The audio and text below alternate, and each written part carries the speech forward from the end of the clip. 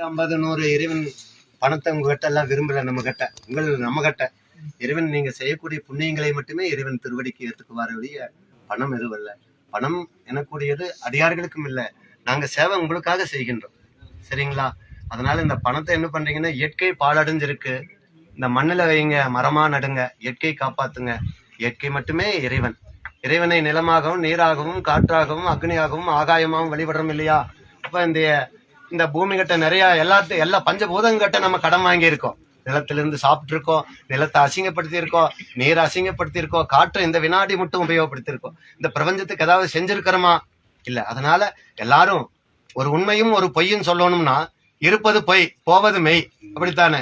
எல்லாரும் வந்த காரியத்துக்காக இந்த வெள்ளிங்கிரி ஆண்டவனுடைய ஞாபகார்த்தமா வந்தோம்னு ஒரு மரம் நட்டுங்க. வரக்கூடிய சந்ததிக்கு நல்ல காற்று. பணம் மட்டும் இல்லை, நம்ம குழந்தைகளுக்கு எவ்வளவோ வேண்டுதல், துன்பங்கள் இல்லைங்களா? அந்த துன்பங்கள் எல்லாம் நல்லா நம்ம குழந்தைகளுக்கு கல்வி வேணும், படிப்பு வேணும், ஒரு நல்ல மனை வாழ்க்கை அமையணும், குழந்தை குட்டிக்கு வேணும்னு வந்திருக்கோம். அப்போ இதுகெல்லாம் இருந்தா இயற்கை நல்லா இல்லையே.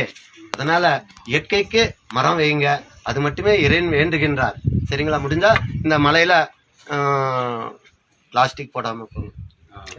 நீங்களும் உங்களுடைய சந்ததியும் வாழையடி வாழையாக எம்பெருமானை தரிசிக்க இறைவன் திருவருள் கொடுக்கட்டும்.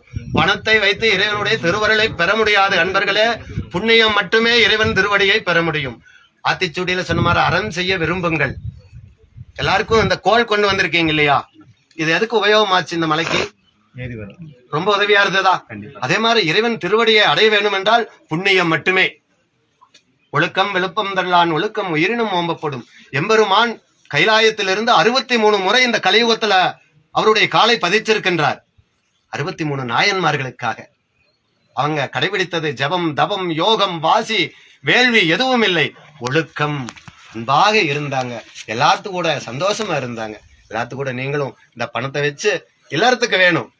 ஆன்மீகத்துக்கு இறைவன் வேண்டுவதில்லை பணத்தை, உங்களுக்காக சேவை செய்ய இருக்கோம். அதனால பணம் என்பதை விட புண்ணியம் தேடிக்கொள்ளுங்கள் அடியார்களே. நமச்சிவாயம்.